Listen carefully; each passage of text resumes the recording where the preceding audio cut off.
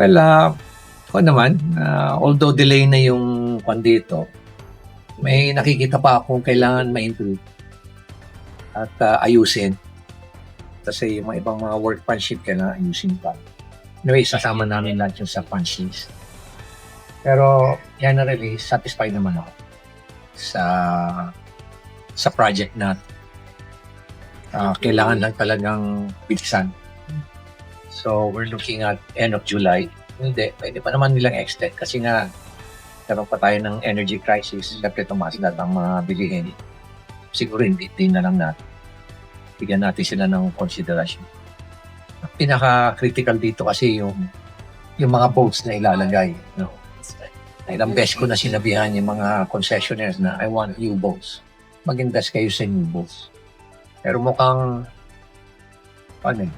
sinusubukan yata nila yung patience ko. So, tingnan natin kung sino masusunod. Kaya nga namin inayos to para at least siguraduhin natin na yung kanilang boats maayos din at in terms of safety standards, dapat sila, compliant sila. Sa nakikita ko, mga lumang boats, hindi naman compliant sa mga safety standards yan. Kailangan nila mag-invest. Hindi ko naman sila papayagang mag-business dito kung hindi maayos yung mga boats na ilalagay. Dekada na silang nakinabang dito. Business, nakapag-buhay. Mag-invest na ko sila.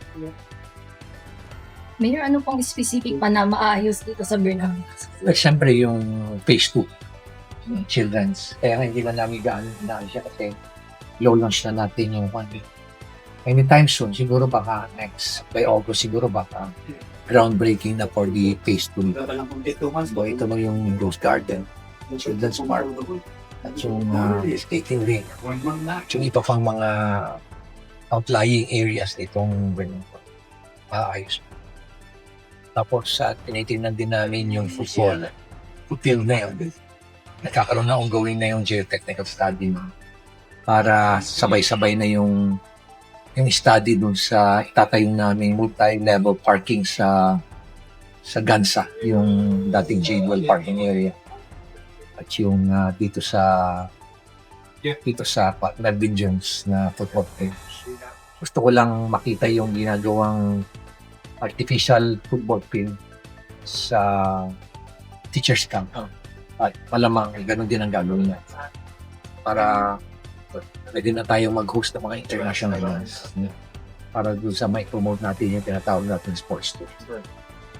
Yes, Mayor, since nabanggit kanina na nagtaasan na yung construction materials, Mayor, kailangan pa ba ng additional funds para sa dito sa Burnham?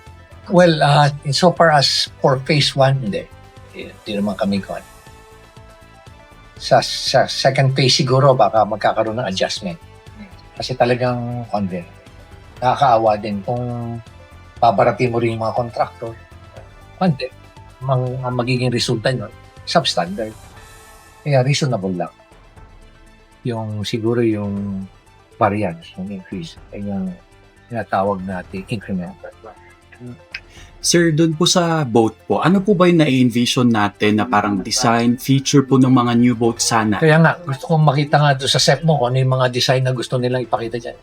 Nakikita naman natin yung mga design sa ibang lugar, di ba? All you have to do is go over the internet, makikita mo kung ano yung mga typical na designs ng mga boats. At yung mga makikita mo yung sa Singapore, China, sa mga tourist spots sa Korea, makikita mo naman kung ano yung tsura ng mga boats nila. Maayos, malinis. So, yun ang habol ko doon. At safe yung mga customers. Kasi, kita mo, malalim na to. Mas malalim na yon, diba? Ay siguraduhin natin na dapat safe at maayos yung mga boats. Mayor, paano po kung hindi magiging compliant yung mga concessionaires? Ay, hindi sila makakapag-business dito. Maghanap na lang sila ng ibang negosyo nila.